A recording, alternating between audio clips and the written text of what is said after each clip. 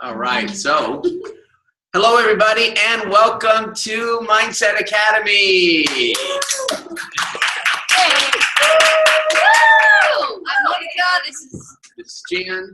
And we are committed to providing you with access to another realm of your mindset, of a way of looking at, perceiving, experiencing the world. Jan and I are on a global mission to spread more love around the planet. One of the ways that we do that is by offering opportunities for people to into who they are, what they're here for, what their gift is. And this morning, I was at a beautiful breakfast with a very dear friend of mine, and I gave an analogy that I'm going to start with today so that you guys can have a picture of what my mission is as you begin to consider what is your mission on this planet. Because with a mission, we wake up every morning into action rather than hoping to wonder what we're supposed to do.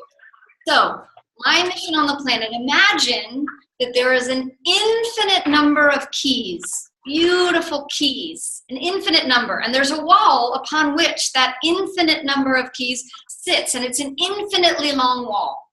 And imagine that every single one of us owns one of those keys. And if we could every day remember our key, and it unlocks whatever it is that we uniquely are designed to deliver and offer to this planet, upon the day when all keys were used to open all doors, the planet would be healed. Suffering would be gone, freedom would exist, peace would exist. So what is your key? And what door are you opening every single day? And it was such a profound image because that's what my gift on the planet is to help people find the key that they are, take the key, unlock the door of their potential and possibility, and go live forward what they've just unlocked on this planet. And each and every one of us is a key. And you're a key to the whole thing working. So are you living your key and opening the doors your key is supposed to open to provide for all of us the gifts you are? Or is your key still hanging on the limitless wall, waiting for you to find it? Remember how to use it. And so that's a beautiful mission. And okay. And so part of what we're going to talk about today is really, if to continue your analogy, yes, is finding your key. Because a lot of you are the key. I mean, you are the key, but a lot of times we put so much stuff around ourselves that, you know how key, if I'm going to continue this analogy, you know how key has certain grooves and shapes and that's how it fits. But what if you had on your key, you can almost imagine like a bunch of gum wrapped around it, like it won't fit into anything, right? And that gum is limited beliefs. That gum is all the stuff, all the junk that we put around our true authentic self that's preventing us from then being able to fit into the keyhole. So what we're going to do today, you with me on that? Yeah, I'm just keeping it clean. Oh, okay. Is that where you're going? Wow. Okay. Wow. I had no idea where you were. Inside voice on the outside. Sorry, guys. All right. So she's just keeping it clean. So, all right. So, part of what we're going to be doing today is really talking about, again, another way of releasing things, another way of healing things. So the theme, so what is Mindset Academy for all of you first timers? First time if you're on the Facebook Live. So hello to everyone on Facebook Live. Hello to everyone in our video chat, and of course all the people in the room as well. So every single week on Mindset Academy, except for next week, every single week what we do is we talk about ways of how we're perceiving life. How are we experiencing life? Because life happens and things happen, and often it's how we choose to experience it that makes all the difference. Something could happen and somebody could just say hi, and based on how you're feeling, that hi could be, boy, they're so abrupt, why didn't they ask how am I doing? Or it could be, oh, how nice that they said hi. It's like, it's really how we're choosing to experience just the most simple, neutral things in life. And so what we like to do is we believe that typically we will experience things through love. We'll experience things in a positive, loving way, unless there's a lot of stuff on top of it, and we get to remove some of the stuff that's on top of it. So our theme for this month has been, your way is not the only way. And the reason that we're doing themes of the month is because if you've ever learned anything in life, we were talking about this just before we started today, if you've ever learned anything in life, every time you arrive to learn something that seems familiar, the you that's arriving is different. A different set of experiences, a different day, a different experience of the weather. Today in LA, it's raining. The sun's coming out now, but it's raining. And in LA, we don't get a lot of rain. So there's like chaos that happens and great things that happen and people feeling washed away and clean that happens. So that's an interesting perspective. So we arrive into things totally new. So you may have heard the same type of conversation, but you're never going to hear it through the same lens. And now you may then leave the class today and go share it with someone important to you. And you go share it, and now you have a completely new relationship to it. So when you come back to hear a deeper level of it, it sinks even deeper because you've used it in a more profound way. And that's our invitation to you. This is not just intended to be information that clogs your brain and adds to the multitude of marketing and information that you receive daily. This is intended to land how it's landing and to be used how you wish to use it so that you can have more access to the key, to peel the gum, if you will, off the key and be able to have access to the doorways you're meant to walk through. Yes. And so this month is Your Way is Not the Only Way. Your way is not the only way. Neither is mine. Right. And really last week what we were talking about is shifting from having a limited perspective of reality to a dynamic perspective of reality. And what that means is, and what that means is not just experiencing something one way. Because you can imagine when you're born and when you're young, the only way you can experience it is the way things are happening. And then as you get older and as you begin to gain further, like an expanded view of the world to the best of our human brains can do, you begin to see that, when you do something, it also impacts other people. And there's other perspectives on how to experience things. So that's really a little bit of what we talked about last week. And we're gonna review what we talked about last week, but we're gonna add to that. And the intention— We're gonna deepen. Yes, thank you. We're gonna deepen. So the other thing you'll learn about working with Jan and I is that we intend to give you tools, words, languaging that helps you be able to use what we're delivering as concepts into the world. So what that's known as is frameworks, ways to deliver and package information so that it's transferable and translatable to others.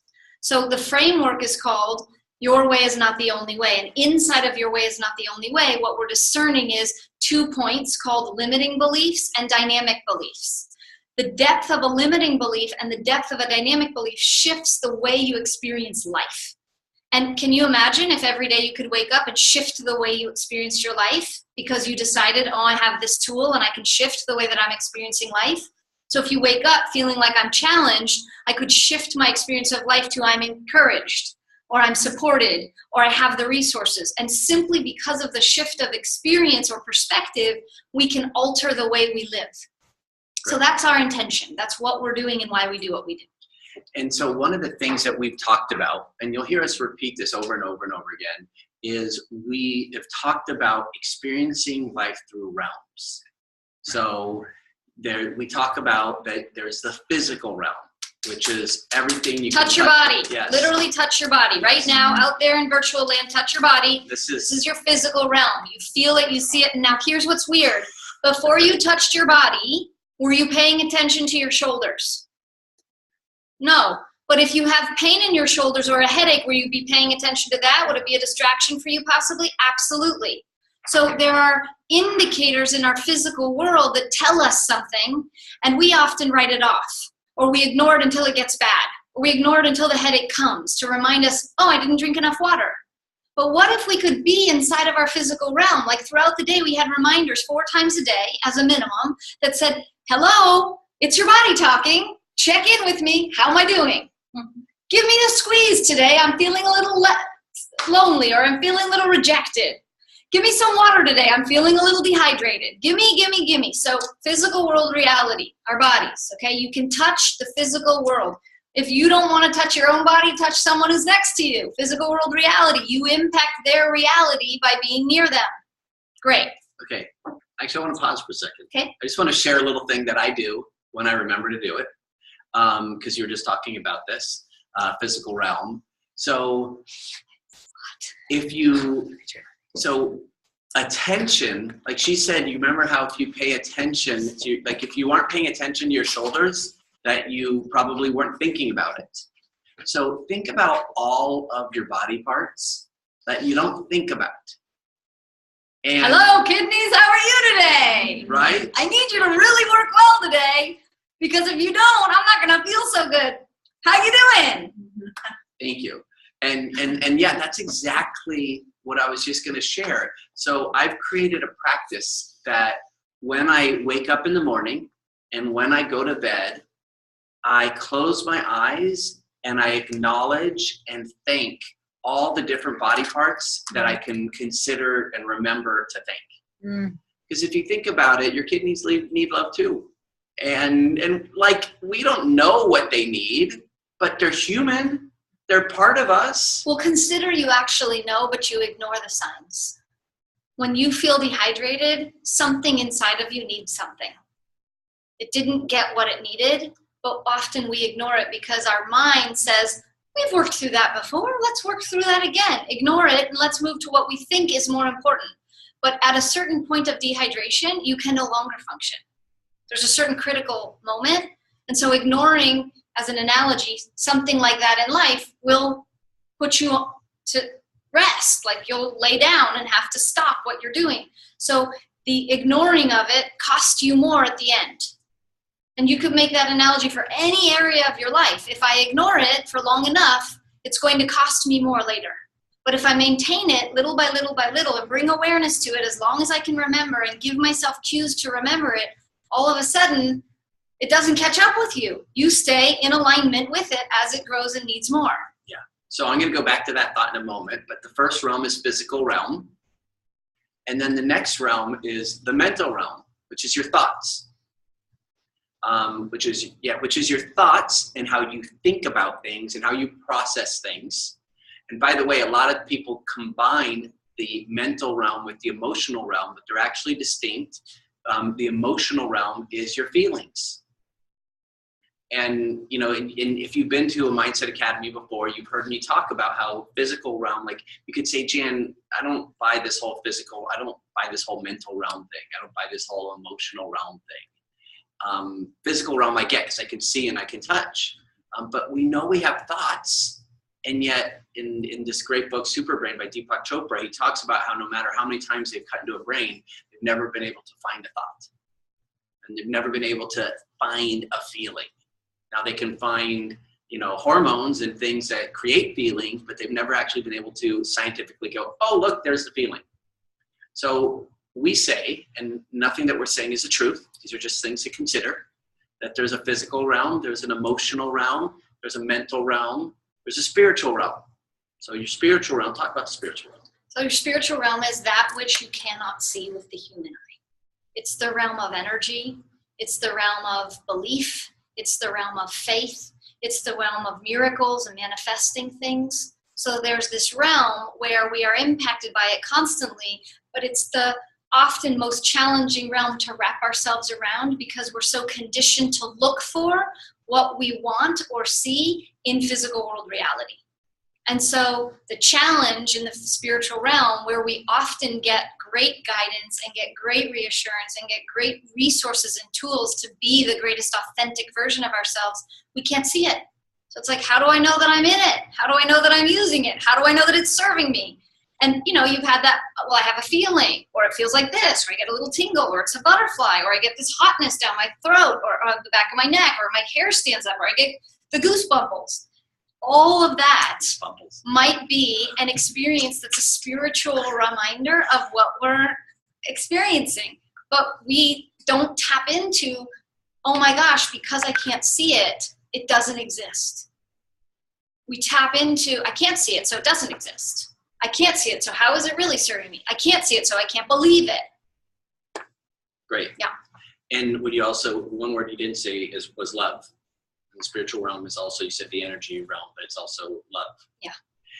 So what we do is, a lot of times people just do work on the physical realm, and they just take care of themselves on the physical realm. Because they know it, or they think they know it. They've been taught to look with these eyes out into the world to understand physical. They've been taught to look down at their body and assess, or look in a mirror at themselves, looking back at themselves and say, that's me. And yet, if you think about it, like sometimes I'm sure, if you're like me, which is human, there's been days where your thoughts are just negative. And maybe some things can happen and you can shift them, and then they become more positive. So there's ways of doing work in the mental realm. There's ways of doing work in the emotional realm. And if we don't clean that out, if we don't feel joy, if we don't feel sadness, if we don't feel feelings, then we can be emotionally clogged, right? Just like we can be physically clogged. And we can also be like, God, I'm stuck. I don't know why I have writer's block. We can be mentally stopped. So what we're suggesting is that in order to really have balance, in order to be growing, in order to be thriving, it's important to have movement. Tears are the movement of energy in the it's the physical manifestation of the movement of energy in the emotional realm. Beautifully said. Yeah. That's a good sense. Every now and then. So we want you to have movement in these realms. So today we're going to be looking at Your Way is Not the Only Way, and we're going to be working in various realms. And I was talking to Monica about one of the things that I'm really excited about regarding Mindset Academy, and today specifically, is a lot of the people who are on the call right now, who are on the Zoom or who are here in person, make it a standard practice to do personal development. I do 30 minutes of personal development every day, and that's amazing. And the reason I do it is because someone told me it would help me. Or it makes me feel good. Well, then it becomes that. But at the beginning, it's like, well, someone said I should do this thing. So what's the first book I should read? Okay, great. I'll read that book. Oh, is this personal? Great. Reading the book. That's personal. I'm developing. This is so great. And maybe you watch a video. So maybe you see Tony Robbins and he's talking about state change, or you're listening to Eric Thomas. And so when you watch these things, or you listen to books on tape, or you read books, I would have you consider that more often than not, that's information. Yeah. You're getting information. Someone is telling you information, and you're having these, what Oprah has coined, those aha moments, right? Mm-hmm. And where is that transformation happening? If you're getting information, it's happening in the mental realm, right? And so what's happening is people say we're doing personal development, and all they're doing is doing work in the mental realm. And what we're going to do today is we're going to actually give you a tool where you can sit down and do work, and that's going to have you do work in the emotional realm, in the spiritual realm, in the physical realm, in all the realms. So that's part of what I was excited about today, is like, I want to get people out of just their head, but into all the various realms. Because here's the thing, here's the key is, in my experience, true healing, true growth, true releasing of the stuff that's stopping us from having what we want, happens in all realms, definitely the spiritual realm, and not just in the mental realm. All right, Monica's writing a whole bunch of stuff. Let's see what she's writing.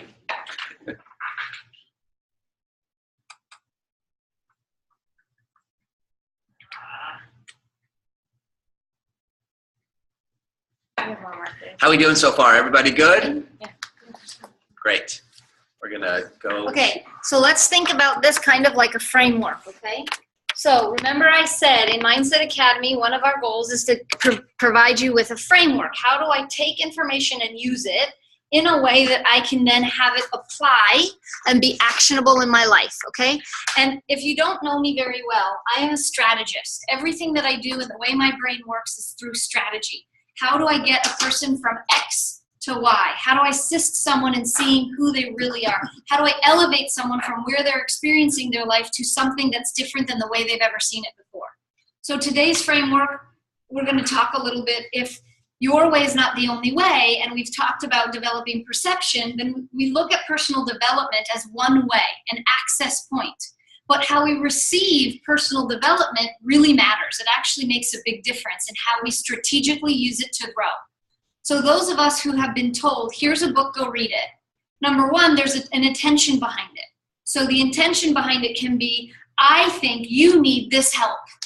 You come to me and complain every week about what you don't have or what you want, but you're not doing anything about it. So here's a book I've read that when I was complaining about stuff and I didn't have what I wanted, this book helped me. So is this book going to help them for sure? No, it's a book that helped me, but I'm going to give it to you in case it might help you too. But most people say, this helped me, it will help you.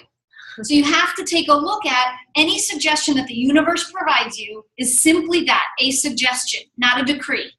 Because those of us who hate to be told what to do, you know who you are, you're going to receive that decree and you're going to say, hell no, and it's going to sit on the shelf and you're not going to get personally developed. You're going to get personally righteous, that's awesome, for a limited amount of time, but you're not going to get personally developed because development means getting from place A to place B, okay? So number one, there's a suggestion, which you take as either right or wrong, okay? So one of the ways to elevate into personal development is to say anything that's a suggestion is something simply for my consideration, and I am willing to consider it. Because the key to any learning is the willingness, that's it. It's not about whether it's right or wrong or good or bad or the thing you need. It's about, am I willing to consider? Okay, so write that down. Am I willing to consider? Anything you ever are going to learn, you must come from a place called, am I willing to consider yes or no? And when you're teaching anybody anything, you need to get them into a place where it's, I'm not right. Are you willing to consider something else? That's the only way we get to your way is not the only way, because otherwise life is your way or not. Okay, are you guys following? I'm going really fast. You're with me? Okay, awesome. So number one is suggestion, and it's typically an external suggestion. So already anybody that doesn't like to be told what to do, you're either going to listen or not. Okay, so already resistance shows up.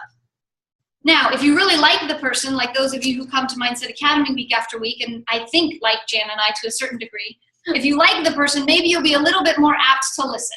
But if you don't like the person, immediately you're like, whatever they're about to say next ain't going to be what I'm going to do. So let me figure out what's exactly the opposite. So a really good trainer is like, I know they're going to do the opposite, so let me tell them what I don't want them to do. But that's not the case here today. I'm telling you what you are doing. Suggestion. Sounds good. Well, if it sounds good, I'm going to take action number 2. And if it doesn't sound good, guess what? I'm out.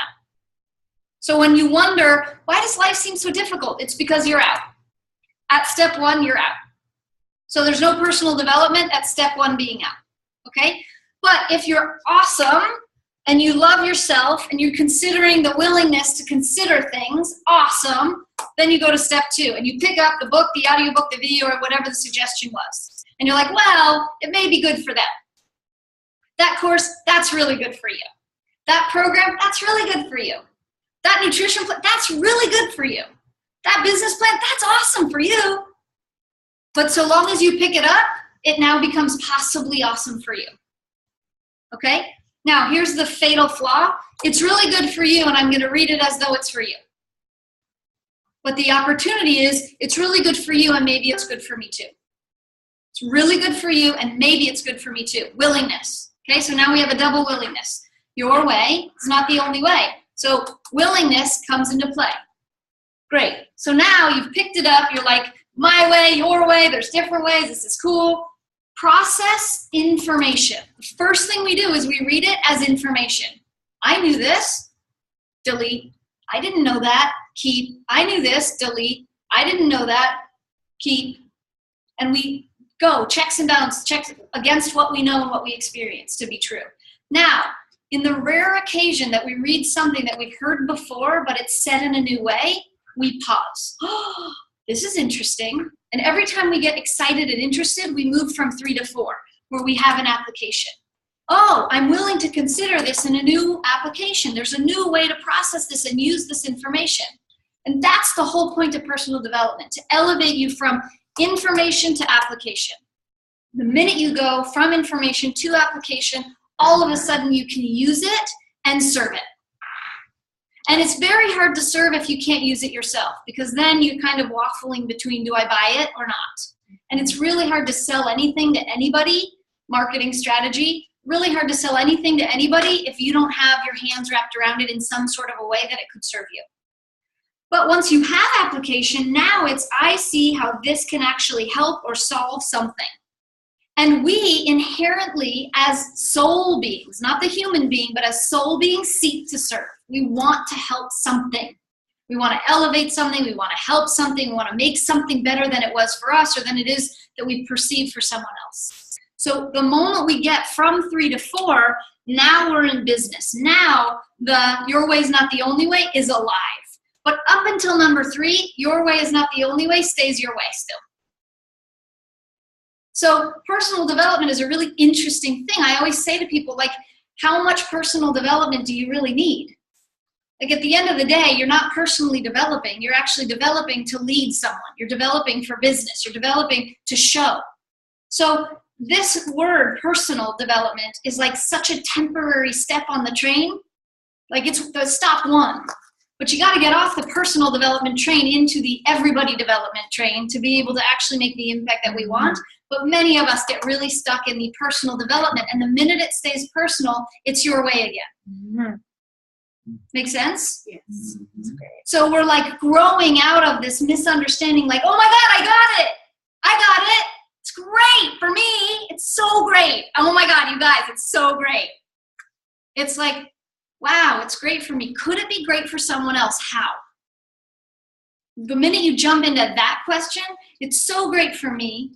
Could it be great for someone else? Not, it is great for someone else. Ron, here, you should do this. Could it be great for someone else becomes an opportunity for them to then develop and pay it forward. I actually want you to write. I'm going to sit here and I'm going to talk and we're going to write. So now we're going to go back to. Will you take a picture of this, please? Thank you very much. So we can post it. Because then it's not personal, it's for everyone. That's All right. Okay.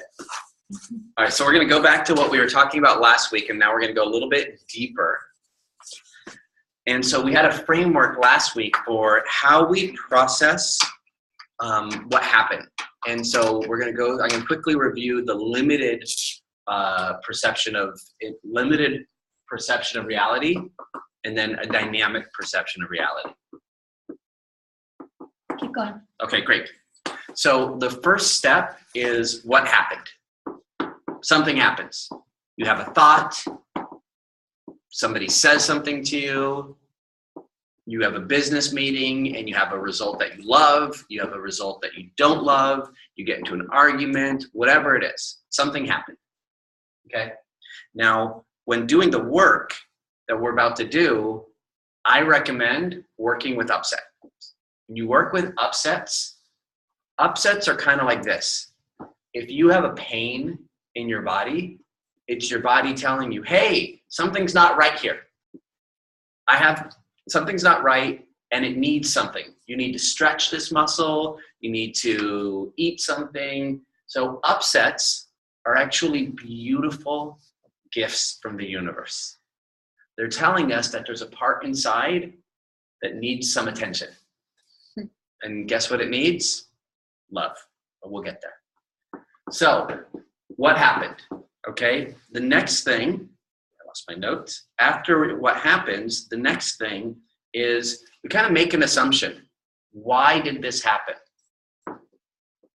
This meeting happened and I got the result that I liked, and this is why. Or we got into an argument and the reason why it happened, this is why, right? So we make an assumption, and then the next one is interpretation. And the interpretation is, what do we make that mean? Okay? So, and I'm going to go through an example of this. And now that we are have an interpretation, and we have it that it would mean something, from there we get feelings. You know, we got into an argument and it was because I didn't buy her flowers, and it means that I'm really bad and not giving her enough attention and loving, etc. And now I just feel sad, bad, and wrong. So now I've got emotions, right? Emotions and feelings. And then now that we've had these emotions and feelings, what happens? We make future choices based on those emotions. I'm going to give her flowers every single day for the rest of her life. Or at least I can give her a picture of a flower. Right? Or something. And now we're building our behavior based on what happened here. Now, what happened is this assumption, which led to this interpretation, is not real. You can never point it out and show me a physical manifestation of why something happened and the reason why, the assumption and the interpretation. That's your perception. And when you have a limited perception of reality, the way that you experience it is the truth. Well, we got into an argument because I did this and then she did that, and that's what happened. It says perception made up by the me. In quotes, the me. Not you, the me. And the reason I put it in quotes is you identify you as the me, but our goal is to disidentify from it. You are not the me. The me just happens to be interacting at this point. And what we taught last week is if you look at this and you go, this happens in physical world reality. She and I had a conversation and we used loud voices and, there was a lot of upset and energy. That happened. Why it happened and what we were feeling and all that other stuff happens here. So this is really not disputable, but this is where you can then have a million different reasons why. So, and we're going to go through another example, but I'm going to use the sock example. I need to come up with a new example. But the example I gave last week, which I need to change, which did not happen, is that I made up a story that I wanted for my birthday a UCLA shirt. And right, go Bruins. And I wanted that for my birthday because I like watching UCLA sporting events, wearing my shirt. And it's going to become my lucky UCLA shirt. And instead of getting that for my birthday, this person who wasn't my wife, this person gave me socks. It's like, oh, they gave me socks. And so I was really upset. And basically my assumption was, it's like, they didn't give me socks because they didn't really care about me. And They gave me socks because. or they gave me socks because of this reason. Yeah, thank you. I made it a negative. She's made it a positive. So they gave me socks because, and my interpretation was because they don't want me to sit around and watch the game. They gave me socks because they're running socks and they want me to go exercise more. And so these were the reasons that I felt like she gave me the socks or he gave me the socks. But then I could create new, and because that's all right, that's all in my head, like why they gave me socks instead of a shirt. And what if I created that the reason they gave me the socks was because they want to go running too, and so they gave me running socks so that we can go running together and spend more time together. Or maybe they gave me socks because they know that I just don't take the time to buy those little things for myself. I provide for my family, but I still have the same socks that I've had for 15 years. And Holy socks, Batman. right? And so she's giving me socks because she knows that like I won't go to Target and buy myself socks. So it's like you can see that I can create different assumptions and interpretations that then have me feel really good about the same thing. In the line that I love. So whenever you give a gift, put in the card what your intention is and people won't wonder. There you go.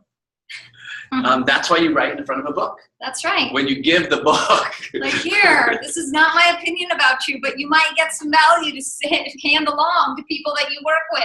Yes. So Your family really needs the information in this book. And so one of my favorite quotes from my master's program at University of Santa Monica was, why not win in your own fantasy? And so for me, winning is experiencing joy. It's having connection with people that I love. And so if I can create these, why not create them in a way that have me win? So I created that she gave me the socks so that we could go running together and spend time together. Right. Okay. Now here's the thing. So you can go through this on a very mental realm level. Okay. Well, we're not going to race yet. Okay. But picture sure. Yeah. Okay. So you can go through this. This is really working like in a mental and emotional realm. Now, the thing is that if this is an upset, then usually underneath it is a judgment. So one of the things that you've heard us say is that one of the biggest, and I say one of the biggest, and it may be the source of all, but there's probably some examples that I'm not considering right now. But one of the biggest sources of human suffering is wishing that something was different than the way that it was. This was 2 months ago, and we'll come back to it again in the future because it's a good one. And that's choosing what so. Like, it is the way that it is in the present, and I wish it were different. And so I suffer.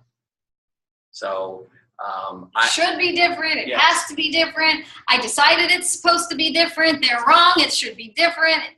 and they usually have the word should. So I should be in a relationship. I should be in better shape. I should be in a different place in my business. I should be in a different home. I should be traveling more. Like all of these shoulds, right?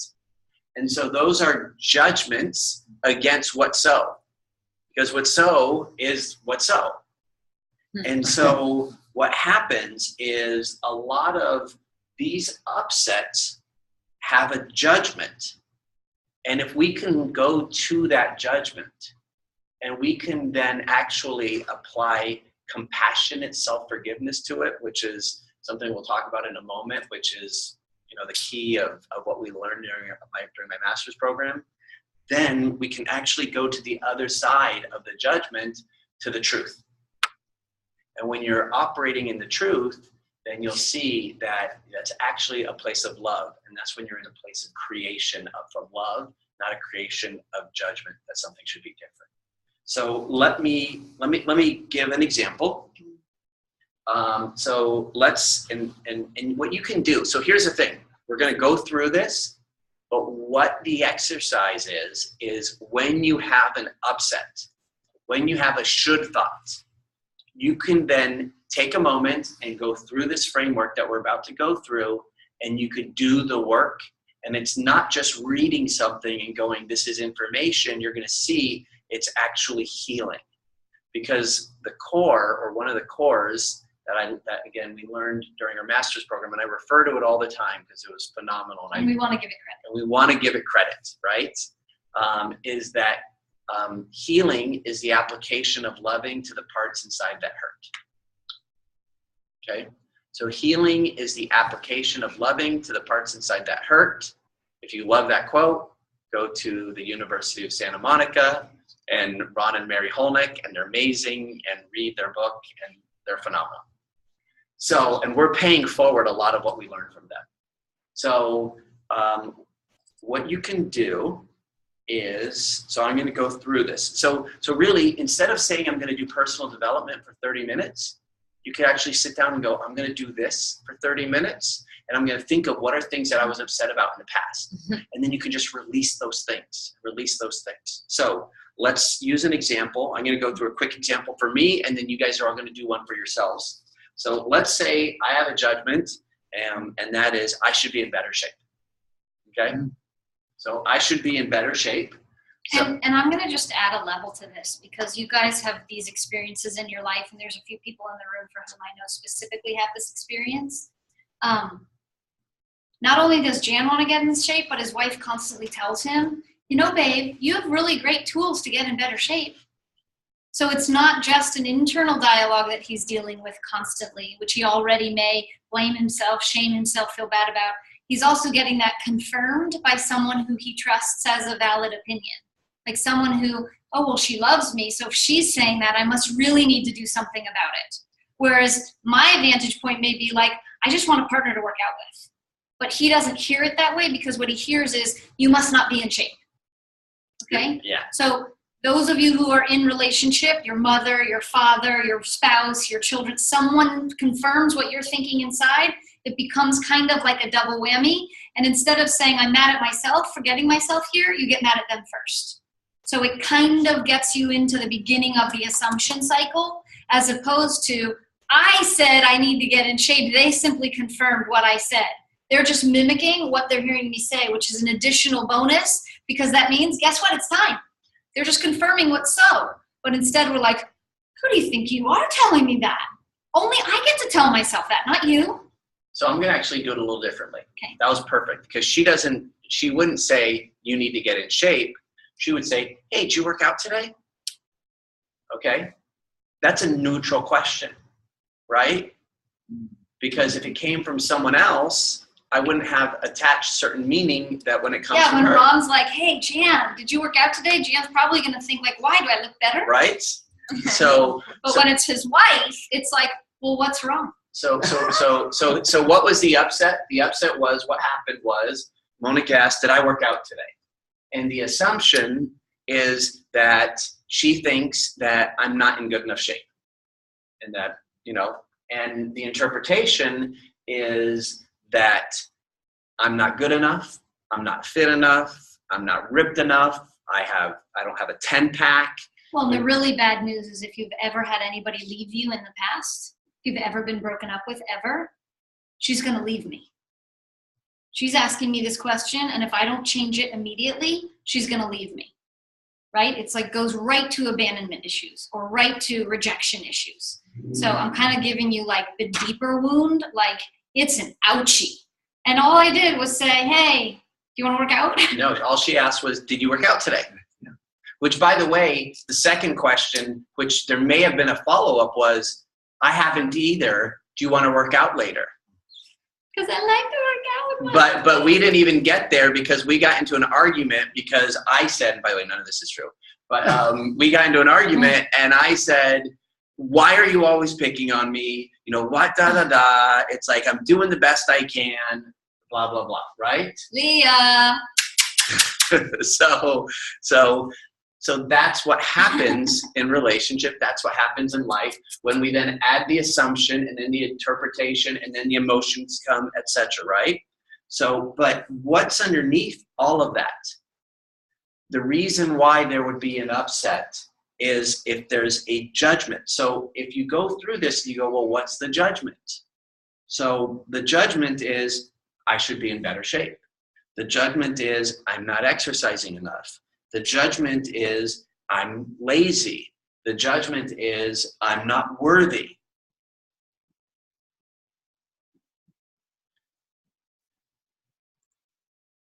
So what you can do is, creating a different way of thinking about it is kind of like a nice Band-Aid operating on the mental realm. But if you want to really do the deeper work, that's why we're doing it this week. We introduced it last week. We're doing the deeper work now. What's creating the assumption and the interpretation that caused an upset is the judgment. And that's where you can go, well, what are the judgments that I'm having against myself? The judgments aren't against her. The judgments are against myself. They may feel like they are about me. If you all want to judge me, please do it if it gets you into action. I am willing to hold the space out here for you to judge me. Go. The judgment, and this is a really, really, I will really... be your wife. I will be your sister. I will be your mother. Let's go. This is really critical. The judgment is not against her for saying, did you work out today? And she thinks I'm lazy, and she thinks I'm not working hard enough, and she thinks all of these things. Anything that I'm projecting onto her is really what I'm judging about myself. And so the work is to forgive myself. Because what's the truth? The truth is I'm a human being, I'm a spiritual being in a human body, and I'm doing the best that I can. And those thoughts of I'm not good enough, I'm not worthy, I'm lazy, all of those things might actually be the thoughts that are stopping me from being in action. They're not the result. They're not the reason why I'm not in action. I'm sorry. They're not the result of it. They actually may be the reason. Why am I going to the gym anyhow? It's not going to make a difference anyhow. I'm not good enough anyhow. I'll never get the results. It took many times I've gone to the gym. So once you identify the judgments, that's where you need to forgive yourself. So do you want to explain compassionate self-forgiveness? Well, are we going to keep this up here, or should I erase it? No. Because I'll just have a framework for compassionate self-forgiveness. Well, let me just finish and then we'll go through, okay? Great. So what happens then is... This is the single most important thing if you want freedom. If you want freedom in life, forgiving yourself and forgiving others, not the other way around. We're great at forgiving others. Forgiving ourselves first and then forgiving others is access to freedom, in our opinion. So Monica's going to go through the compassionate self-forgiveness, but when you do the compassionate self-forgiveness, you really kind of, and you'll see it's a learned skill. I'll say it. I'll say that. Okay. That's Just great. keep going. So on the other side of it is the truth. You get to a loving space. When you fight with someone and then you kind of forgive each other and then you're in that loving space. So this is the same thing with yourself. And when you're in the loving space, the truth is, I do actually do a lot of exercise and I'm doing pretty good and I could do better and I'm going to now. Well, it goes back to what I said at the beginning. Am I willing to shift this? Am I willing? It's been reflected to me from me being angry at myself. I didn't do anything about it. Then it's been reflected by someone else and I got mad at them and still didn't do anything about it. Now, maybe this time I'm hearing it and I'm like, I don't think I need to be resistant about this anymore. I think I'm ready. Willing. Instant willing. And the minute you're willing, everything can change.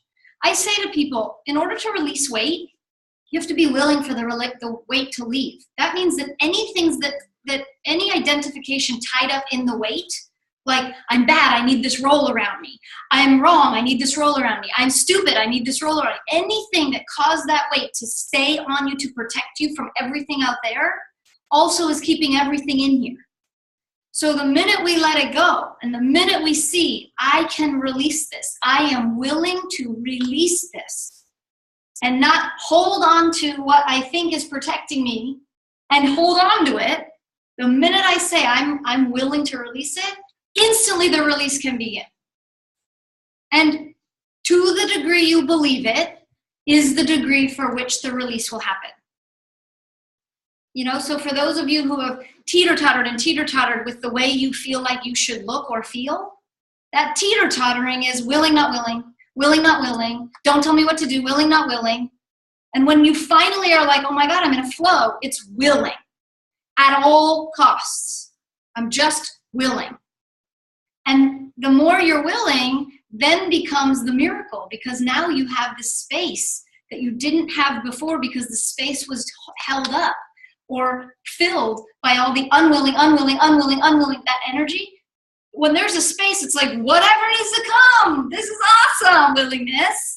And you've heard of the word manifestation, like things magically or miraculously happen. They appear. They were never not there, but you were unwilling to ever receive them because you were so busy talking about how you needed to protect yourself from anything that might not be that. So when you get to the truth, then that's really the healing has occurred through the compassionate self-forgiveness, and you get to the truth. And now when you're in the truth of, I'm not lazy, I do work hard, I can create results, that's when I can now create new actions and bring it back to reality, create new actions to create new results. And part of this, you guys, is also, it itself, like the way Jan just said that, creates perspective. Like, I'm not lazy means that once you thought you were, but compared to what?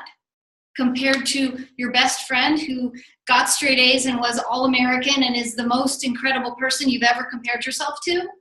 Or compared to the person that is working a job that they hate? Like, what is lazy and how are you defining it? The minute you define it, according to what your definition is, impacts how you show up in your own experience. So when Jan says, the minute I stop saying I'm lazy, but that sentence itself has kept you somewhere. So the first thing is write down all the things that you say out loud to yourself or in your mind's eye. Like, what are you saying to yourself that you're pretending you're not actually saying because you didn't hear it? Like, you didn't say, I'm lazy, everybody. I just want to let you know. Like, I'm standing in front of you. I'm really lazy. Like, how often do you go and do that? Hey, before I start this training, I just want you all to know I'm a fraud. So great. Just want you to know that. Like, all of a sudden, if you could really own the parts of whatever you mean by that, who cares what they think? It's like, oh my God, I'm free. Now I don't have to be that anymore. But we hold it like, oh my God, I don't want anybody to know what I don't know, because then, oh my God, it will be real. But it's not, because they don't know. Whenever I am teaching anybody, like, how do you speak in front of a room? Don't get in their heads. When the minute you stand in front of a room, do not get in their heads. Be with them and be with the person that's smiling in the front row. Whoever's giving you the biggest smile, that's who you are speaking to. That's the only person in the room. Yep. But the minute you get into their heads about what I need to deliver for their expectation or what they need or how they need it, we start tripping, we start holding our breath, we like judge what we're doing, we wonder. I remember when Jan was first starting to take on Mindset Academy, there was always a conversation of letting go and letting go and letting go. Very similar to a conversation if you had a release of weight or a release of a certain characteristic about yourself. It was like no different. My perception is, am I ready? Am I good enough? Am I ready? Am I good enough? And all of a sudden it was like, yes, because you're doing it. That's all. Yes. Was it your best? I don't care. You did it. It matters. It counts. Check. Right? So when you're healing something in your world, healing a relationship, healing a misunderstanding, healing a missed opportunity, healing like, I really want this result. I've been really working hard and doing everything I think I need to do for this result. The truth is are you working for the result? That counts. So the perception all of a sudden becomes really, really important. So we're running out of time. Okay. So I want you to do compassion and self-forgiveness. Okay, good. And I was hoping to do one person. Okay. I don't know that we have time to do that. But let's see. Did you see that? You take a picture? Mm-hmm. Okay, great. So did I. Great. So it's 12:58. I think we could work with one person like in just a couple of minutes. Okay, If right. you do compassion, self-forgiveness. Velocity. So call him. So who has an upset or a judgment, let's just say an upset that they would love to work with? And it could be a big one, it could be a small one. It could be someone on Zoom or someone in the room.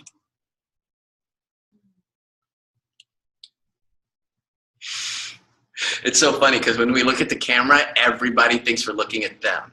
The Right? person who should speak right now knows that I'm looking at them in a blue shirt. Oh, okay. Whoever. Yeah, who wants to go? Because I'm not going to pick on you if you don't want to speak. Yeah, it's okay.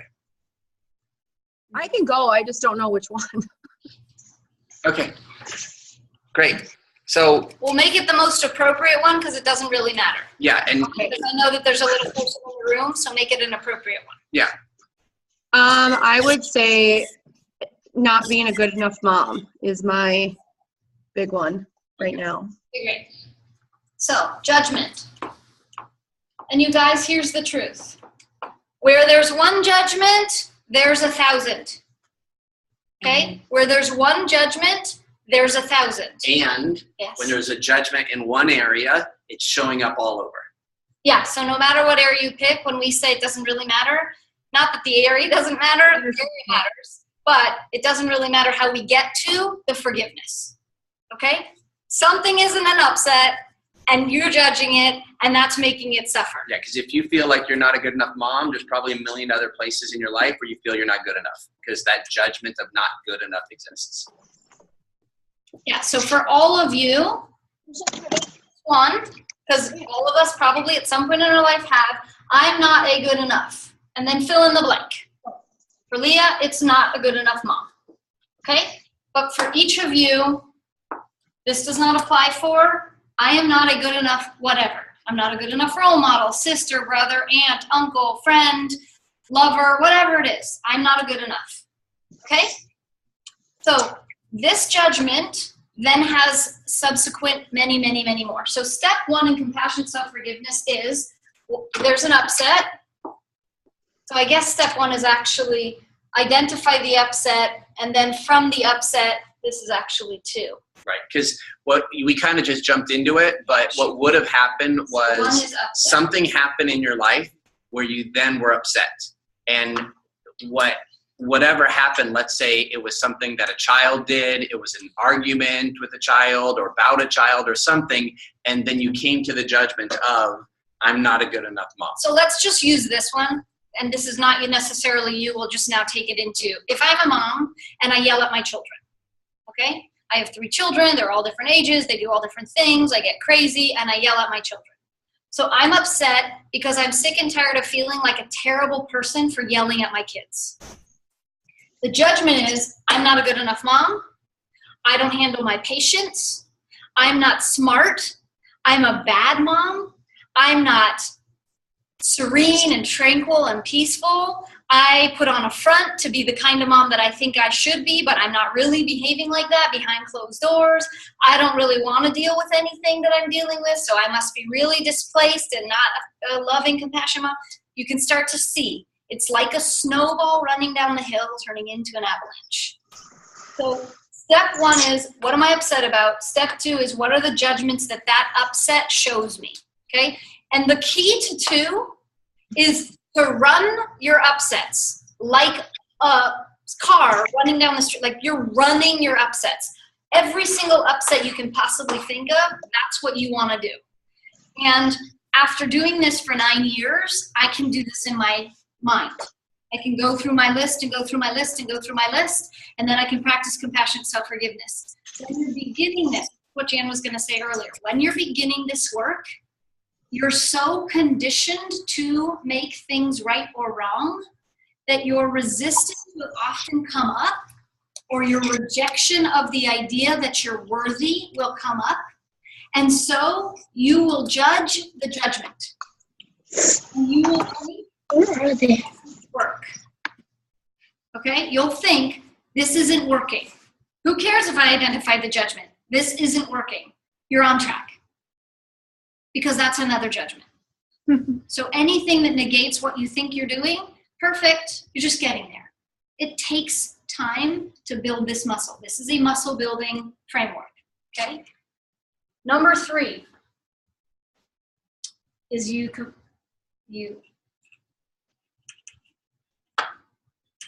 I'm gonna just say, repeat judgment as a forgiveness. Yeah. This is what I mean. I am not good enough mom. I forgive myself. I need to write this. Yes. So you say it. I forgive Okay. myself for. I forgive myself for judging myself as a bad mom. So those words are Not critical. I forgive myself for being, because that means you are it. I forgive myself for judging, because then it's just temporary. It's just while you've judged. Forgive myself for judging myself as a dot. yes. So, because you're not, you're just judging yourself as this. Because the truth, okay, I'm not going to get to the truth. So I forgive myself for judging myself as a bad mom. I forgive myself for judging myself as being impatient. I forgive myself for judging myself as being whatever. I forgive myself for judging the misunderstanding that I'm supposed to be this way or that way. I forgive myself for judging my mom. I forgive myself for judging my kids. I forgive myself for judging my husband. I forgive myself for judging everything that I've ever judged in my life as this is good and this is bad. Like, we can make them big to eliminate all, or we can make them very, very, very tiny. It doesn't really matter. What matters is the practice of the muscle. Okay? And so, you know, Monica said she does it in her head. You know, when you're doing this at first, you say it out loud. Okay? Or you could write it down and then burn it. But I would just say it out loud. And then the 4th is, so what you really do this to exhaustion. You do the compassionate self-forgiveness to exhaustion, which is, could be like a minute or two, could be longer. But I usually put my hand on my heart and I just say the words. Now, here's what's interesting is this compassionate self-forgiveness, it's like, how do you get to the emotional realm? How do you access the spiritual realm? Well, the way that this is doing it is through words, and it is through just the saying of the words, and it just has, I would say, a magical quality. A miraculous quality. Yes. Like over time, you actually begin to align to its truth. Like when forgiven, I could be anything now. Because tears often come during this part. And it's a release. It's letting go of this misunderstanding that I was worth being judged for. Because here's what happens. So what you do then is you go through all of this to exhaustion, and then you go to the truth is. And the truth is that I'm a great mom, and I'm doing the best that I can. Even if it's only that you don't feel that you're the greatest mom, but it's that I'm doing the best I can, that's a start. That's the beginning of letting go of the previous truth that wasn't the truth. Yeah. And you lived it as though it was the truth. And so you get to the other side, and that's where you declare the truth. And it's a mental exercise, but what happens is you get to the truth, and the truth is where you're really revealing your authentic self. You're really revealing the truth about who you are, who you know to be. It's like the nice voice in your head. Your cheerleader, your Yes. own personal cheerleader. Yeah. And okay, there you go. And here's the key is when you operate in here, that's when you're operating in love. And that's how you're accessing the spiritual realm, because that's where love exists. It exists in the spiritual realm. And healing doesn't happen because it all goes away. Healing happens because it goes away once, and then it goes away twice, and then it goes away 3 times, and then it goes away for an hour, and then it goes away for a couple of hours, and then it goes away for a day. And then every month there's a day where you're just like free. You don't even know that you just forget that you had this. And what they talk about, I jumped in, sorry. What they talk about, I've heard our teacher share is, it's like chipping away at marble, and you chip, and you chip, and you chip, and you chip, and like a little piece falls off, a little piece falls off, and a little piece falls off, and you chip, and suddenly like a big piece just falls off. And you're just kind of chipping into the marble, and you never know but a big piece falls. And that's really the releasing of the judgments that you have against yourself. When you do this over time, then that's how they heal. And so what happens then is, if you go back to the original upset, when she says, hey, did you work out today? If I have the judgment against myself of I'm not good enough, then I'm going to respond in a way that may be upset. But if I'm operating in a place of the truth is that I'm doing great, and I'm working towards a goal. Then she says, did you work out today? I'll either go, nope, Not but yet. I'm going to tonight. Or I might go, nope, today's not a workout day. Or I might go, nope, I'm actually feeling really kind of lazy today, and I'm choosing not to work out. And it's just neutral, without the judgment. So, anything else? No, that's great. So that's the framework. We're going to go deeper and deeper and deeper into this, because this is like the crux. This is releasing all that stuff so that you can truly be your authentic self. Did anybody take a picture of that? Yes. You could be your key. And we're 10 minutes over. So I'm just going to say, remember, so thank you all for being here today. Today was a great one.